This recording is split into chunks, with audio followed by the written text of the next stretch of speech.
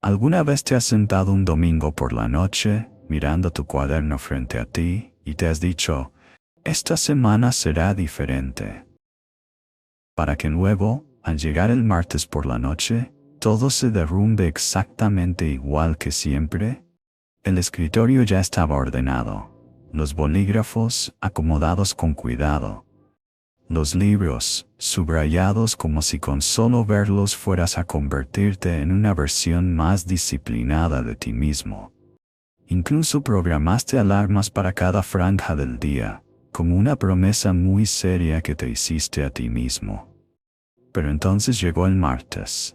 Abriste el libro, leíste unas cuantas líneas, y tu mano volvió. Elías tenía 20 años, y era el tipo de estudiante del que todo el mundo decía casi siempre lo mismo. Este chico es inteligente, solo que no es constante. Suena suave al escucharlo, pero en realidad es una clase de comentario capaz de desgastar la autoestima de una persona joven durante años. En la secundaria, los profesores creían que llegaría muy lejos. Su nota de ingreso a la universidad tampoco había sido mala. Sus padres lo miraban como quien mira un futuro todavía lleno de esperanza. Pero al llegar al segundo año, Elías empezó a fracasar de la forma más silenciosa posible. No suspendía de manera escandalosa, no provocó ningún gran choque. Simplemente sus calificaciones comenzaron a bajar poco a poco. Entregaba los trabajos siempre en el último minuto. Las frases que escribía salían apresuradas, superficiales y llenas de señales de improvisación. Seguía sentado en el aula, seguía abriendo el portátil, seguía anotando unas cuantas líneas, pero su mente parecía irse a otra parte. Y lo más aterrador era que nadie veía realmente esa caída, excepto él mismo. Porque desde fuera, Elías seguía pareciendo un estudiante normal. Solo él sabía que poco a poco se estaba convirtiendo en alguien completamente distinto de la persona que una vez prometió ser. Comenta uno si alguna vez te han juzgado como alguien con potencial, pero inestable. Cada lunes por la mañana, Elías volvía a empezar como si fuera una persona nueva. Abría su cuaderno, trazaba otra vez cada franja horaria, dividía las materias por colores y escribía metas tan claras que solo con mirarlas ya transmitían tranquilidad. Hubo semanas en las que incluso anotaba hasta cada descanso, cada capítulo que iba a estudiar, cada ejercicio que iba a hacer. Todo se veía ordenado, bonito, lleno de esperanza. Si alguien hubiera visto solo esas páginas de planificación, habría pensado que Elías era uno de los estudiantes más organizados de toda la universidad. Pero el problema nunca fue que no supiera qué tenía que hacer. El problema era que no conseguía sostener lo que había escrito una vez que el día real empezaba a avanzar. Para el martes, el horario seguía intacto sobre el papel, pero el ritmo de su vida ya se había desviado de él. Para el miércoles, empezaba a mover una sesión para el día siguiente. Para el jueves, todo se enredaba. Y para el viernes, aquel plan tan bonito no era más que la prueba más reciente de otra promesa incumplida. Lo que más dolía era que a Elías no le faltaba determinación al comenzar. Cada vez que lo escribía, de verdad creía que esta vez sería diferente. Pero cuanto más se repetía, más entendía una verdad difícil de aceptar. Saber hacer un plan no significa saber vivir de acuerdo con él. Cada domingo por la noche, el teléfono de Elías volvía a vibrar casi a la misma hora. Al otro lado de la línea estaba su padre, con una voz cansada, aunque siempre intentando sonar sereno. ¿Cómo van los estudios, hijo? Era solo una pregunta muy corta, pero cada vez que la escuchaba, Elías sentía que el pecho se le apretaba. Su padre no era un hombre de muchas palabras. Trabajaba en una pequeña empresa de logística y llevaba años aceptando turnos extra y horas adicionales para poder pagarle la universidad a su hijo. Nunca había dicho claramente cuánto había sacrificado. Pero precisamente porque no lo decía, Elías sentía ese peso aún más en cada llamada. Y como siempre respondía, «Bien, papá, sigo al día». Era una mentira que había repetido tantas veces que ya sonaba casi verdadera, incluso para él mismo. Luego llegó el examen parcial de economía. Elías intentó convencerse de que las cosas no estaban tan mal. Había asistido a la mayoría de las clases. Tenía las diapositivas. Había empezado a repasar con 4 días de anticipación. Pero 4 días de estudio entre ansiedad, interrupciones y falta de concentración no podían reemplazar muchas semanas de trabajo constante. Cuando se sentó en el aula del examen, miró la primera pregunta y sintió que el corazón se le hundía por completo. Sabía que ya había leído esa parte antes. Reconocía el tema, reconocía los términos, pero su mente no lograba unirlos para construir una respuesta decente. Las 2 últimas preguntas las dejó casi en blanco. Y por primera vez, Elías ya no tuvo miedo del examen. Empezó a tener miedo de la manera en que estaba viviendo. 2 semanas después, los resultados llegaron en un correo tan breve que resultaba casi frío. Elías abrió el teléfono, se quedó mirando el número en la pantalla y sintió que todo dentro de él se hundía muy lentamente. No había suspendido, y justamente eso fue lo que lo hizo doler más. Apenas había conseguido aprobar.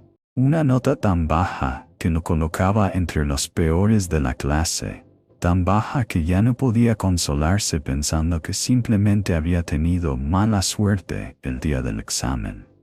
Poco después apareció otro correo, esta vez de su tutor académico.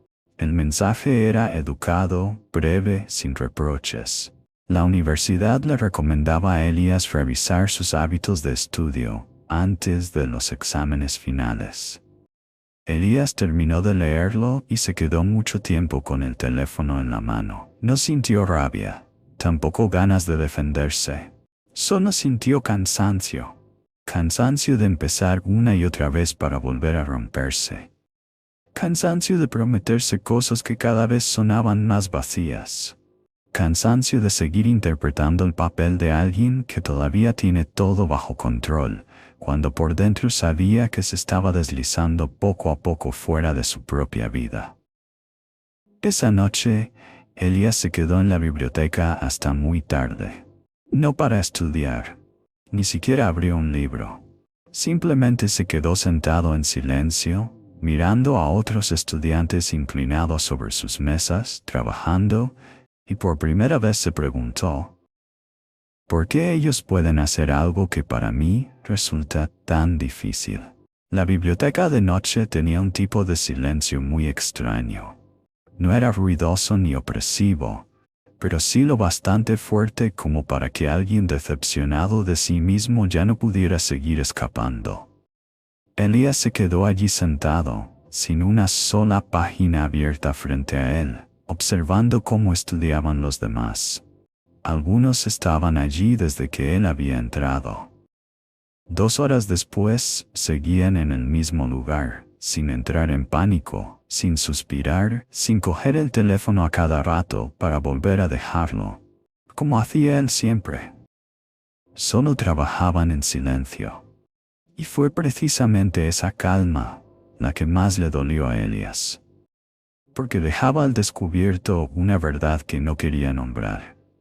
Su problema no estaba en la inteligencia, sino en que nunca había aprendido de verdad a quedarse el tiempo suficiente frente a una tarea difícil. En ese preciso momento, un hombre mayor pasó lentamente entre las filas de mesas. Era el señor Warwick, el bibliotecario que llevaba más de 20 años trabajando allí. Dejó un vaso de agua frente a Elías, lo miró unos segundos y luego preguntó en voz muy baja, ¿los resultados del examen?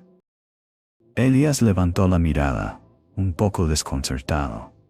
Era solo una pregunta, pero fue como si alguien hubiera tocado exactamente el lugar que él había estado escondiendo con más cuidado durante tantos meses. Comenta Cero. Si alguna vez te has sentado frente al escritorio sin saber por dónde volver a empezar. Elías no pensaba decir mucho. La verdad, ya estaba demasiado acostumbrado a responder todo bien para salir del paso y quedarse callado. Pero no entendió muy bien por qué.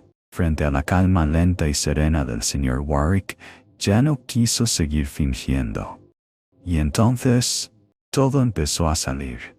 Le habló de los planes tan bonitos que escribía al comienzo de cada semana y que morían apenas unos días después.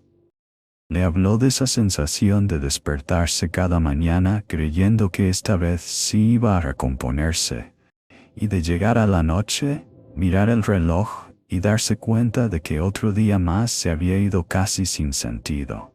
Le habló de la vergüenza que sentía al tener que mentirle a su padre por teléfono. Le habló de la distancia cada vez mayor entre la persona que quería llegar a ser y la persona que realmente era. El señor Warwick no lo interrumpió. No le dio consejos enseguida. No lo juzgó. Solo escuchó, como si ya hubiera visto a muchos jóvenes sentados exactamente en ese mismo lugar, cargando el mismo agotamiento silencioso. Cuando Elías terminó de hablar, el señor Warwick se giró lentamente hacia la estantería más cercana, sacó un cuaderno delgado con el lomo ya gastado. No era un libro de texto. No era un libro de autoayuda. Solo era un cuaderno viejo, con páginas amarillentas por el paso de los años. Lo dejó en medio de la mesa. Lo abrió en la primera página y lo empujó suavemente hacia Elías. Allí solo había una frase corta, escrita con una fecha muy antigua. Leer 30 minutos. Terminar el capítulo 1. Detenerme exactamente cuando lo había planeado. Elías frunció ligeramente el ceño. Todavía no entendía por qué una frase tan simple había sido guardada con tanto cuidado. El señor Warwick esperó a que Elías terminara de leer, y luego pasó unas cuantas páginas más. Al día siguiente, el mismo tipo de anotación. Y al siguiente también. No había frases inspiradoras, no había grandes filosofías. Solo líneas breves, constantes, casi secas. Leer 30 minutos, completar una parte, detenerse a la hora prevista. Pero precisamente esa constancia fue lo que hizo que Elías sintiera algo extraño. Como si lo que tenía delante no fuera un simple cuaderno, sino la prueba de algo que él nunca había logrado tener de verdad en su vida. El señor Warwick cerró el cuaderno, apoyó la mano sobre la tapa y preguntó: ¿Sabes cómo se mantiene un gran barco amarrado en el puerto? Elías negó con la cabeza. Entonces el hombre habló despacio, como si quisiera que cada palabra cayera con todo su peso dentro de él. No con una cuerda mágica, sino con una cuerda gruesa trenzada a partir de cientos de hilos pequeños. Luego miró fijamente a Elías. La disciplina es igual. Elías guardó silencio. El señor Warwick continuó. Cada día que te sientas a estudiar a la hora que dijiste, añades un hilo. Cada día que lo dejas pasar, quitas un hilo. Nadie se derrumba por un solo día. Pero cuando se acumulan muchos días seguidos, la cuerda se debilita, hasta que ni tú mismo entiendes por qué te has vuelto tan frágil. Y por primera vez, Elías sintió que alguien acababa de ponerle el nombre exacto a su problema. Elías se quedó mirando el viejo cuaderno durante un largo rato, y luego preguntó en voz baja, casi como si hablara consigo mismo. Entonces, ¿la disciplina no es algo con lo que algunas personas simplemente nacen? El señor Warwick negó con la cabeza. En absoluto. Y entonces dijo algo que a Elías le había faltado durante años. No fue un largo discurso, sino una verdad muy breve. La gente entiende mal disciplina. Cree que la disciplina es esa sensación de fuego cada mañana, una gran determinación, un cambio espectacular de la noche a la mañana. Pero no. La disciplina no empieza con fuego. Empieza con una decisión pequeña, repetida tantas veces que ya no tienes que seguir negociando contigo mismo. Acercó una hoja en blanco y escribió 3 líneas. La primera, una hora fija, sin flexibilidad. Dijo, no estudies cuando te sientas listo, estudia cuando el reloj lo indique.